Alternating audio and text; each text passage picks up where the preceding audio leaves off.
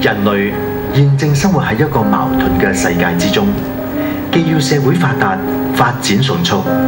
但係急速嘅發展步伐當中，又需要不停破壞大自然嚟換取所需資源。喺一片環保聲音之下，令我哋生活喺一個對立嘅局面之中。看我72行，同你分享，讓你細味人生。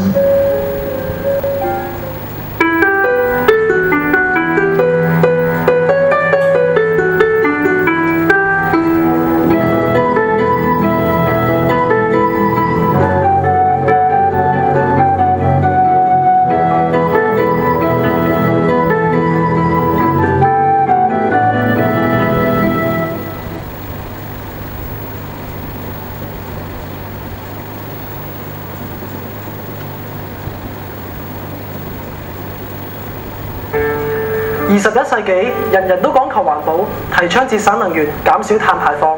不過今日我哋體驗嘅呢個行業，啱啱就同環保理念背道而馳，甚至有環保人士投訴呢個行業喺度破壞緊啲大自然生態環境。呢個行業叫做伐木業。咁其實木材呢啲咁嘅原材料係我哋生活上所需嘅用品，只不過係啲無良嘅商家非法咁伐木，破壞咗我哋大自然美好嘅生態。可能要我哋親身體驗下呢個伐木業，我哋先至會對保護大自然有更深一層嘅體會啊！伐木業喺馬來西亞可以說得係一個好普通嘅行業。不過馬來西亞雖然係森林多，出產嘅木材價值亦非常高，但係因為受到世界環保條例嘅限制，加上伐木本身係一項高風險嘅行業，好難得到銀行嘅貸款，所以真正具規模嘅伐木公司喺大馬可以稱得上係寥寥可數。從事伐木業嘅工人雖然薪酬比一般勞動工作嘅工人較高，但係相對危險性亦大大提高。佢哋除咗要面對開山放樹時有可能被意外倒塌嘅大樹壓死之外，更加要擔心山上風雲萬變嘅天氣所造成嘅山泥傾瀉。如果走避不及，隨時會命喪於森林之中。李柏超先生係江沙一間大型伐木公司嘅老闆。由於上一代已經係從事伐木工業，所以十分了解馬來西亞伐木業嘅變遷。相對上一代，對於李先生嚟講，現今嘅伐木業可算得係食之無味，棄之可惜，正正進入進退兩難嘅階段。華人以前經濟又冇咁好咧社會又冇咁發達，咁嗰啲鄉下啲華人嘅所有都冇話出大城市做工，變啲嗰時嘅佢哋嘅教育方面又比較低，咁仲有啲學民收入係幾高嘅，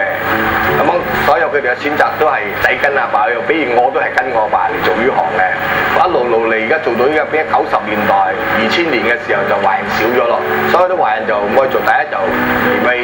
響森林做啦，比較又好近身啦，喺森林入邊冇睇到冇咩消遣冇咩娛樂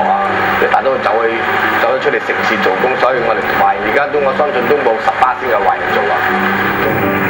雖然從事伐木業嘅華籍工人少咗，但因為供求嘅關係，所以呢個行業仍然生存至今。當中只係伐木工人大多數由有族同胞，又或者係由外地勞工所承包。因為條例嘅規定，進入指定受保護嘅森林區，一定要得到當地森林局嘅批准。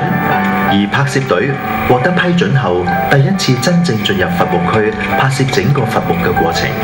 因為伐木區大多數都係喺開發當中，所以大部分嘅道路都係臨時開墾同搭建，凹凸不平之餘，仲有一定嘅危險性。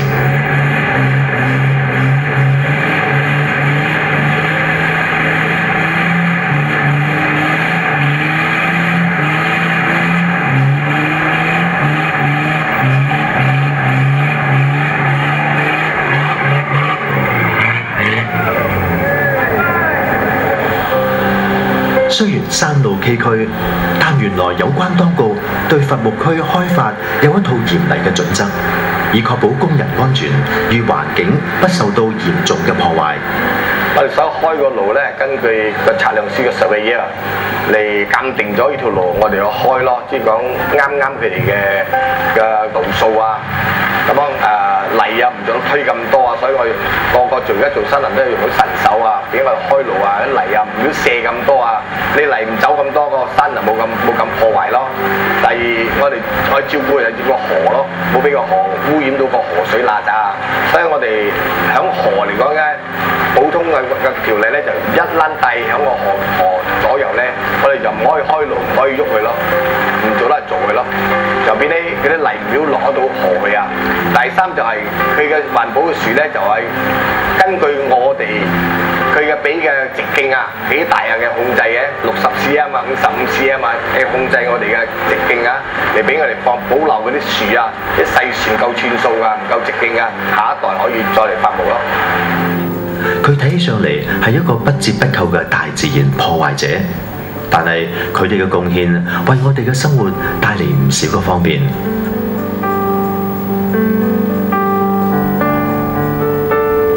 因為拍攝當日山上面落過大雨，所以山路變得特別難行。沿路可見，我哋見到原來茂密嘅森林被開出一條山路，有部分嘅路面更加係因為斜度太高，又或者係沙石太鬆，就連馬力強大嘅4驅車喺攀爬時候都會遇上一定嘅困難。